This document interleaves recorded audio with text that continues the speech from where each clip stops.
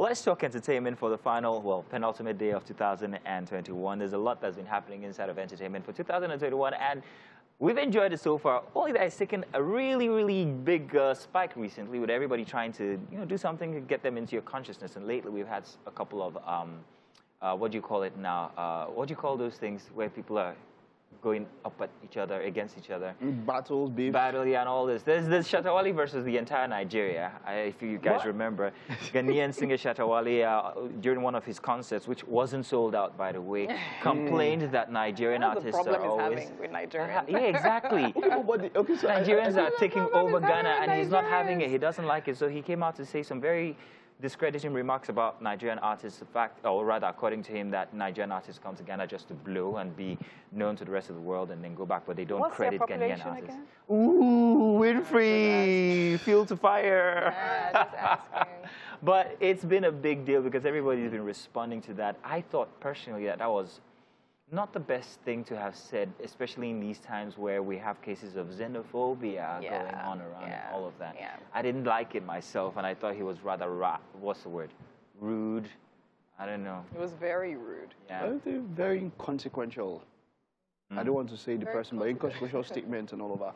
Shatta Wale has always been a person who has projected his insecurities a lot. This is not the first time. This is not the first time. And then, over the past 3 weeks, we've had a lot of concerts that have featured Nigerian artists in Ghana. In Ghana, yeah. Almost every, all our big boys were in Ghana. That is exactly what he's talking about. So now the pain is that how much of them do we feature here? But I like that none of the big boys have actually really responded to him. Actually. Because he doesn't really matter in the scheme of things. I like it. I like it. And so when I saw one or two few people trying to respond to him, I felt, no, Wizkid wasn't the response. Wizkid made his statement. Wizkid just simply tried to He just said everybody's... Hey, love everybody equally. I love the way he responded. And someone put up and said that wasn't a response. No, but he just said at the end of the concert. That's okay. Yeah. That's all he needed. But he kept saying, the fact that he said, oh, Ghana, whether it's Ghana, whether it's Nigeria, we're all the same, it's all love and everything. I love the way he responded. I love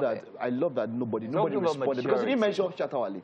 So he didn't respond to him. Talking about maturity, one very big Nigerian artist, MI, also got into a tiff, and I call this a tiff because it really is inconsequential, like you said, with Young Six.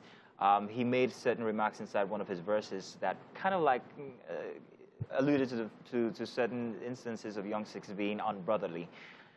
And this has caused this young man to put out a very long, complaining type response and a threat. You listened to it all through? I had to, man. It's my job. What's the highlight? No, it's not everything that you listen to. So this one is one I actually passed. Like, yeah, I saw it when it started. It was it was horrible to see. And I didn't like the fact that he actually put out a threat, a physical threat to MI, whom, of course, responded by saying that, I don't care. I don't care. And I like that. That was. Everybody's trying to get our attention, and that's the thing, especially at the end of the year here. And one thing that passed us by that we didn't know. Did anybody know that the Plantation Boys got back together? No. In Otukbo? You did get back. Only last week. I'm tired of them getting back. They were together. Getting back to me. No, it's not like... Before Uncle now come and say, yeah, oh my God. Who's your uncle? Who's your uncle? If you know, you know.